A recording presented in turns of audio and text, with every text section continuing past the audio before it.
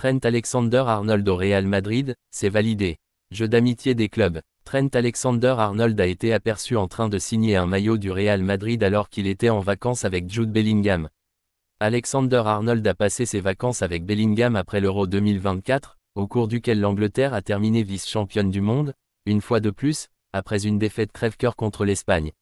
Le Real Madrid a été associé à un coup d'éclat pour recruter le latéral droit de Liverpool cet été, et il a été photographié en train de signer un maillot de Los Blancos à Six Flags, aux États-Unis. Après avoir apposé sa signature sur le maillot, ce qui ne veut peut-être rien dire, mais qui ne manquera pas de faire les gros titres, Alexander-Arnold a également été photographié en train de faire des montagnes russes avec le milieu de terrain. Alexander-Arnold et Jordan Henderson ont tenté de convaincre Bellingham de rejoindre Liverpool, mais n'y sont pas parvenus. Aujourd'hui, Bellingham et Trent pourraient se retrouver en Espagne. Jeu d'amitié des clubs. Les deux hommes termineront leurs vacances avant de retourner dans leurs clubs respectifs.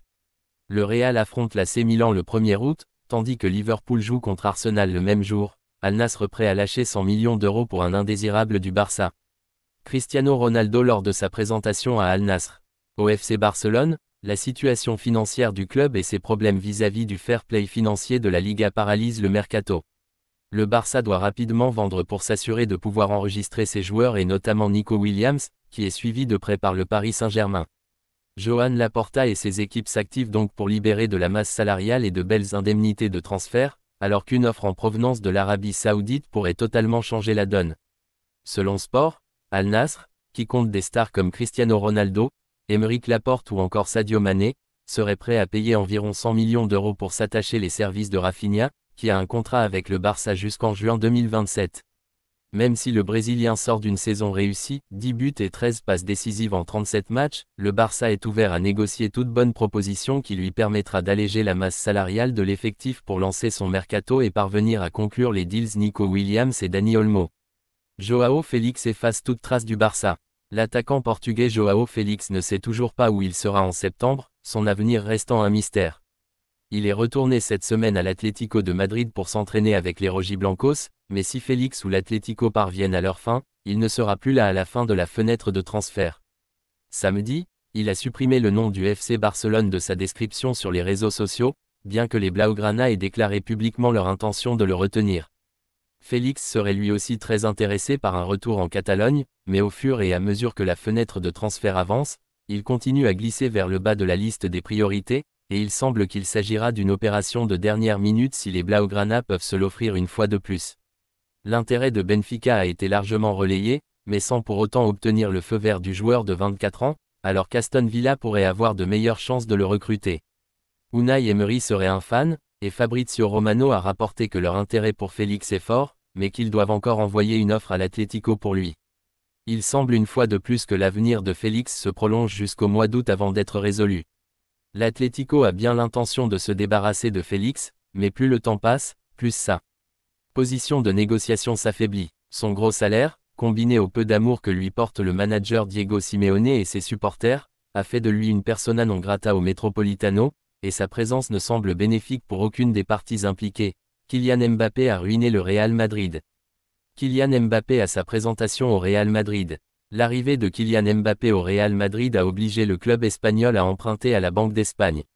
Florentino Pérez négociait depuis janvier dernier. C'était probablement le transfert le plus attendu des dernières années. Et après de longs mois de rumeurs, il a finalement été officialisé. Après 7 ans passés du côté du PSG, Kylian Mbappé a finalement rejoint le Real Madrid.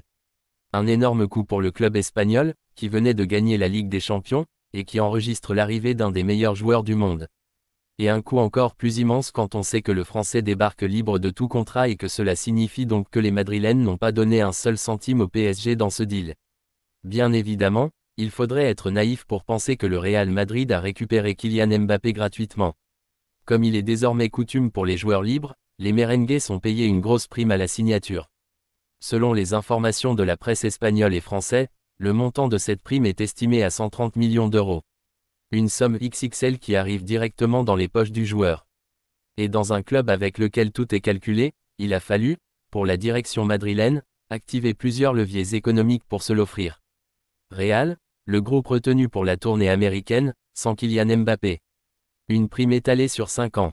Selon les informations du média généraliste espagnol Voz Populi, le Real Madrid a eu recours à une importante extension des lignes de crédit pour se permettre de payer le salaire et la prime de Kylian Mbappé. En d'autres termes, sous la houlette de Florentino Pérez, le Real Madrid a dû emprunter 130 millions d'euros. Une somme qui permettait d'avoir une marge de manœuvre face aux dépenses pour Kylian Mbappé, à commencer par sa présentation. Avec les difficultés liées au Covid, le club avait déjà emprunté 395 millions d'euros à la banque. Et le média espagnol explique que Florentino Pérez négociait depuis janvier. Le club a d'ailleurs précisé qu'une partie de la dette du Santiago Bernabéu a commencé à être remboursée. La trésorerie du club a d'ailleurs bien diminué puisqu'au 30 juin 2024, elle était estimée à 82 millions d'euros, soit le montant le plus bas du club depuis 20 ans, après une réduction de 46 millions d'euros. Concernant le cas Kylian Mbappé, Voz Populi explique que la prime à la signature sera, en accord avec le joueur, versée sur les 5 années du contrat. Le Real Madrid espère surtout que l'arrivée de Mbappé se traduira également par une nouvelle hausse du chiffre d'affaires, tout comme la fin des travaux du nouveau Bernabeu. Kylian Mbappé a donc contraint le Real Madrid à jouer aux équilibristes au niveau des finances. En plus du sport ITF, Kylian Mbappé va devoir briller niveau marketing. Real Madrid, la réponse d'Endrick à un possible départ en prêt. Endrick avec le maillot du Real Madrid. Endrick a vécu ses premiers pas de joueur du Real Madrid ce samedi. Présenté avec beaucoup d'émotion au public, l'attaquant brésilien de 18 ans a repris ses esprits durant la conférence de presse qui a suivi. Il a notamment répondu à une question un peu sensible, celle d'un possible départ en prêt si jamais il venait à manquer de temps de jeu. Depuis que je suis petit, je suis amoureux du Real Madrid et je veux être ici. Quand les négociations ont commencé, la seule chose que j'ai demandé, c'était s'il y avait un intérêt de la part de Madrid. Je ne veux pas aller ailleurs, j'espère passer toute ma carrière ici, rétorque le nouveau numéro 16 madrilène.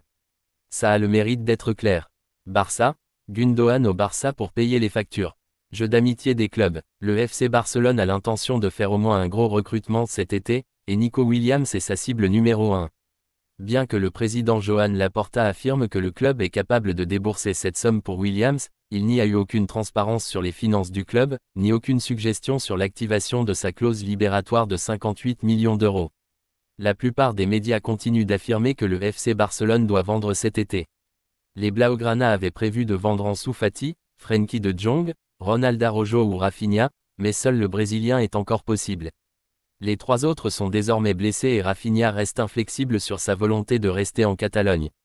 L'étape suivante a été d'étudier les possibilités de vente, et Sport d'y essayer de tâter le terrain avec Ilkay Gundogan, pour voir s'il pourrait être intéressé par un transfert à Al Sadd au Qatar, ou en Arabie Saoudite, les 2 options qui se sont présentées. En cas de vente, il s'agirait d'un bénéfice direct après son arrivée gratuite, et il est l'un des plus gros salaires de l'effectif. Gundogan n'a pas l'intention de partir, selon Sport, et le vétéran allemand a même discuté de la saison à venir avec le nouvel entraîneur Hansi Flick au début de l'été.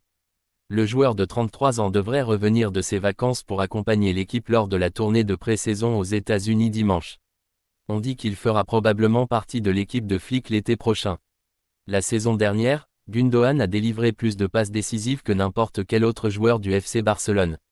Jusqu'à présent, on présume que le FC Barcelone jouera dans un système 4-2-3, brutal la saison prochaine, et beaucoup ont prévu que Gundogan jouera derrière Robert Lewandowski, bien que ce soit également le rôle réservé à Pedri. Des rapports antérieurs de la même source ont affirmé que Gundogan ne sera pas nécessairement un titulaire garanti pour Flick, Bellingham vers l'opération. Bellingham, selon un journaliste anglais, Jude Bellingham devra, tôt ou tard, passer par une opération à l'épaule. Il manque quelque chose à Jude Bellingham. Le milieu de terrain anglais du Real Madrid n'évoluerait pas à son meilleur niveau, estime un journaliste de The Athletic, à cause d'une blessure contractée à l'automne dernier. Pour Nick Miller, Jude Bellingham ressent encore quelques séquelles de la luxation d'une épaule qu'il avait gênée en novembre 2023 et contraint à porter une sangle spéciale. Il est évoqué notamment les performances de l'ancien du Borussia Dortmund lors de l'Euro 2024. Miller écrit que Bellingham a joué malgré la douleur et que désormais, une opération est inévitable. Tôt ou tard, le jeune milieu du Real Madrid devra régler pour de bon ce problème à l'épaule. Le plus tôt sera le mieux, estime The Athletic. Karim Benzema, un des illustres prédécesseurs de Jude Bellingham au Real Madrid, avait connu la même situation, poursuit Nick Miller. Le buteur français avait joué pendant des années avec une luxation d'un doigt avant de se décider à l'opération.